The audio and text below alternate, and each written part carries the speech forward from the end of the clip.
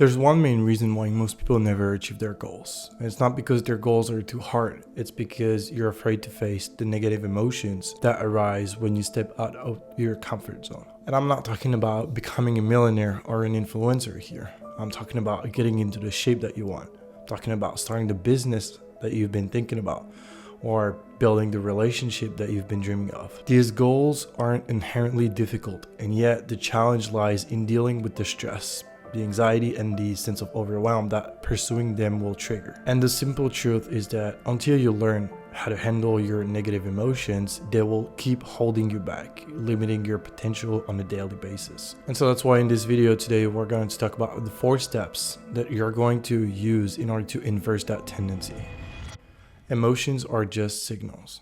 Most people navigate life with one goal: to feel as good as possible and avoid feeling bad. They see emotions in a binary way. There's only 2 distinct categories that exist: the good ones like joy, happiness, pleasure, and delight, and the bad ones like anger, stress, anxiety, and overwhelm. Now the thing is that most people make daily decisions based on this principle, and they fall into a dangerous assumption. If it feels good, then it must be right, because they can't handle what's called negative emotions. To them, feeling bad means that they're doing something wrong. But that's not how your emotional system works. Negative emotions are just as important as positive ones. If you want to reach your long-term goals, the first thing to understand here is that negative emotions aren't good or bad. They're just necessary. As emotions are simply pre-encoded signals in your brain designed to trigger a faster response to your environment and to basically what's happening around you. They're not punishments for doing something that's wrong. It's here to guide you, so might as well listen to what it says. Each emotion has its own meaning and purpose, and by understanding this, you gain insight into what you should do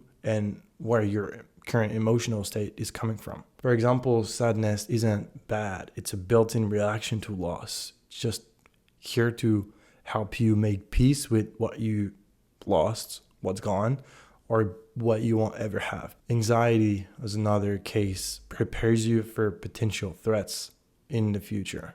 It pushes you to take things seriously and performs at your peak. Without this, you wouldn't be prepping for the exam or the presentation that's coming up. If you want to succeed in any area, the first step is to shift your mindset. Understand that emotions aren't a measure of whether something is good or bad for you. There are tools, signals from your brain, giving you rapid information about what's happening and how to respond to it. And that's when, if you learn to decode them, you can easily navigate through life as you just get more information. Stop trying to escape from them. We cannot selectively numb emotions. When we numb the painful emotions, we also numb the positive ones. The vast majority of people spend a significant portion of their day trying to avoid or simply distract themselves from negative emotions. They seek pleasure to escape the pain, and that results in quick fixes that provide easy relief, like scrolling endlessly, binge watching Netflix, playing video games, whatever it is for you, ordering takeout. These behaviors themselves aren't the real problem. The problem is why you engage in them.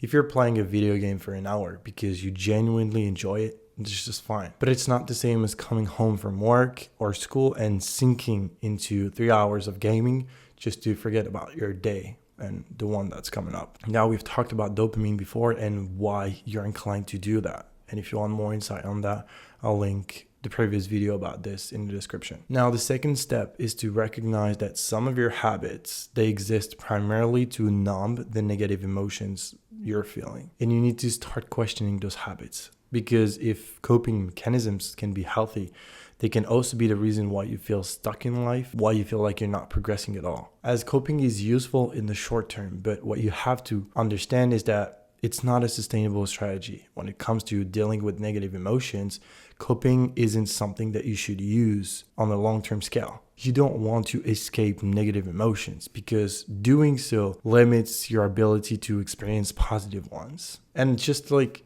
as long as you're trying to avoid, suppress, or escape those negative emotions, they'll keep piling up in the back of your mind and stay there until you acknowledge them. They just don't follow the same logic as your rational mind. Ignoring your emotions or trying to find irrational solutions won't make them disappear. In fact, they are likely to soundly amplify until they just reemerge, requiring you that you deal with them. Sit through the discomfort. For me, the worst emotion has always been anxiety.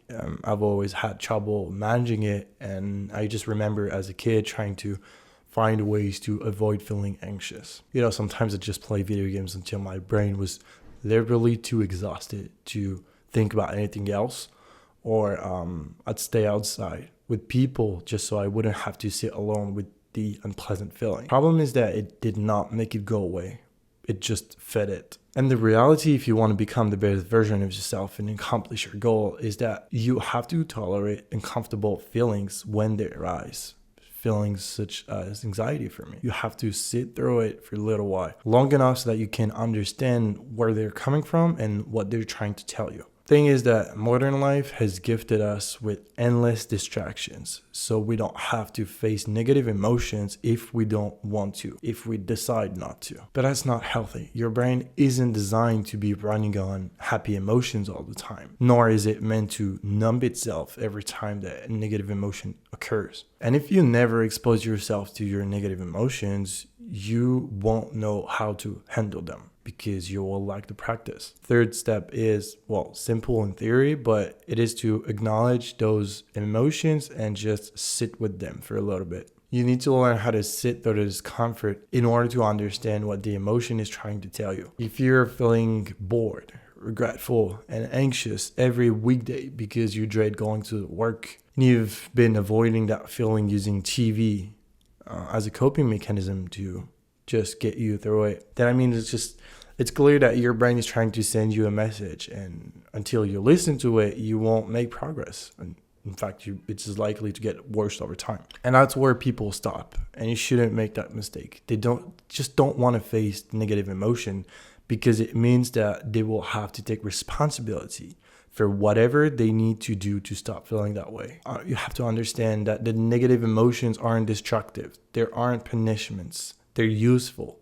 Without them, you'll be lost. So it's not like you really have much of a choice here. Either you acknowledge and use all your emotions to make the right decisions in your life, or you just avoid the negative ones and miss out on half of the information your brain is trying to give you. You always choose how to react. You are the master of your own body, which means that your emotions, if they influence your thinking, at the end of the day, you decide if your hand reaches the cookie jar. You decide if you spend 7 hours a day on your phone. You decide if you're calling sick because you just don't have the motivation to get up this morning. You decide if you want to spend the whole evening watching New Amsterdam. And you decide if you drain your bank account eating out every weekend. The sooner you understand that emotions don't have direct control over your behavior, the better. As it just means that you have control over your choices. Now, of course, in some cases, it's going to be harder, but you still have the last word. And when it comes to reaching your goal, all it really boils down to is a series of small daily steps. If you want to get in shape, for example, it's just about consistently going to the gym, meal planning, cooking. You're not completely overhauling your life. You're just simply making baby steps every day and stacking habits on top of each other. And if you want to learn everything you need to get in shape, you should consider joining the waitlist for Fitness Autonomy. Link in the description. What most of us want isn't achieved through intense one-time efforts.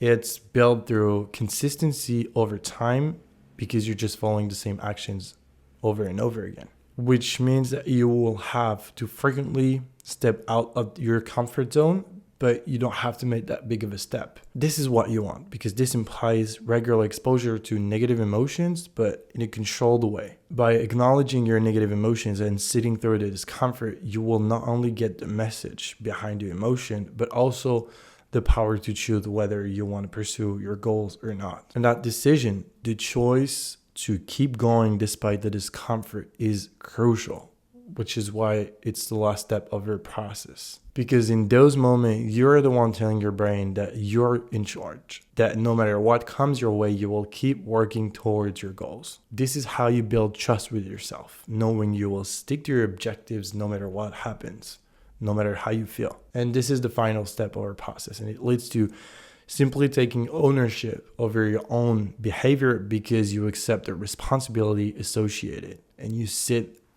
with the negative emotion. This is a superpower most people never access. You must integrate all emotions if you want to be able to navigate effectively through life and get where you want to be. And as always, I hope this helps. Trust the process.